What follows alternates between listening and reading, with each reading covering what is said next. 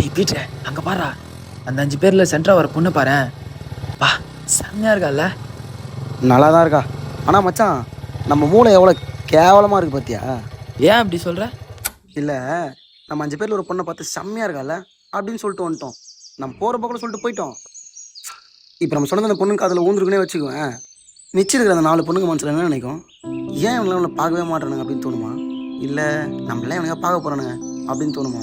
தன்னை தானே அவன் ரொம்ப அசிங்கமாக இருக்கான் அப்படின்னு நினச்சிக்கோளோ. வீட்டுக்கு போய் காண்டி பார்ப்பலாம். பார்க்கும்போது என்ன யோசிப்பா? ஐயோ மாமா, நான் லூஸ் மாதிரி பேசின்னு இருக்க? அது அப்படிலாம் மச்சான். சரி, நான் உங்கள்கிட்ட ஒன்று கேட்குறேன். இப்போது என்கிட்ட மறைக்காமல் மனசில் என்ன படுதோ அதை உண்மை மட்டும் சொல்லு, சரியா? எங்கள் அம்மா அழகா இல்லை நம்ம அசோக் இருக்கான்ல அவங்க அம்மா அழகா சொல்லு. ஐயோ மாமா, என்ன லூஸ் மாதிரி கேள்வி கேட்டுனுக்குற? நான் கேட்டது மட்டும் பதில் சொல்லேன். எங்கள் அம்மா அழகா இல்லை அசோக் அம்மா அழகா? அசோக் அவங்க அம்மா தான் அழகு. எதை வச்சு அப்படி சொல்கிற? அவங்க பார்க்கறதுக்கு வெள்ளையா அழகாக இருப்பாங்க.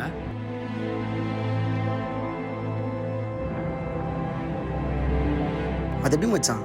அவங்க அம்மா நம்மள நாயாக கூட மதிக்காது. நம்ம வேற ஆளுங்கன்றதுனால நம்மள வீட்டு வாசுப்படி கூட சேர்க்காது. ஆனால் எங்கள் அம்மா அசோக் எங்கள் வீட்டாண்ட வந்தா வா சாமின்னு கூப்பிட்டோம்.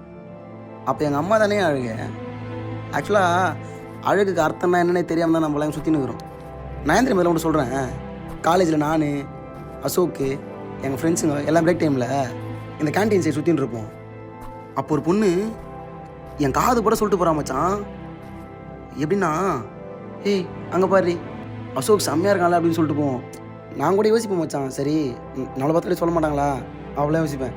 வீடு போய் கனெல்லாம் பார்ப்பேன், இப்படி வாரி பார்ப்பேன், இப்படி வாரின முடி திருப்பி இப்படி வாரி பார்ப்பேன், சோப் போட்டு மோங்கிட்டு வந்து பார்ப்பேன், திருப்பி ஃபேர் ஒலி போட்டுலாம் பார்ப்பேன்.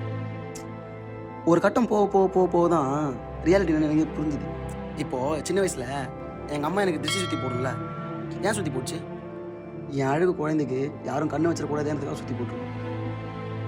அப்போ எங்கள் அம்மாவுக்கு நான் கருப்பா வெள்ளையெல்லாம் தெரிஞ்சுக்காது மச்சான். இப்போது எவ்வளோ ஒரு பொண்ணு என்னை பார்த்து இவன் கருப்பாக இருக்கான்றதுனால என்னை பார்த்து கேவலம் பேசிட்டு போகிறான்ற காரணத்துக்காக நான் அழகுலன்ட்டு நானே நினச்சி வச்சுக்குவேன். அதை எங்கள் அம்மா அசிங்கப்படுத்த மாட்டேன். சரி நீயே சொல்லு, 5 பேரில் ஒரு பொண்ணை பார்த்து செம்மையாக இருக்கால அப்படின்னு சொல்லிட்டு போயிட்டோம். இப்போது மிச்சம் 4 பொண்ணோட பெற்றவங்களுக்கு அவங்க தேவதை தானே. அதில் ஒருத்தரோட பொண்ணு 8 வருஷமாக குழந்தையே இல்லாமல் தவறு இருந்து பெற்றுக்கலாம்ல. ஒருத்தரோட பொண்ணு எனக்கு பிறந்த பொன் குழந்தை தான் வேணும்னு அப்படின்னு வர வேண்டி பெற்றுக்கலாம்ல. அழகுன்னா என்ன மச்சான்?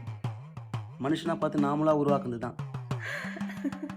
இப்போது ஒருத்தரோட நேரம் அழகா, ஒருத்தரோட குணம் அழகு, ஒருத்தரோட குணம் தான் அழகு. மாறணும் மச்சான்.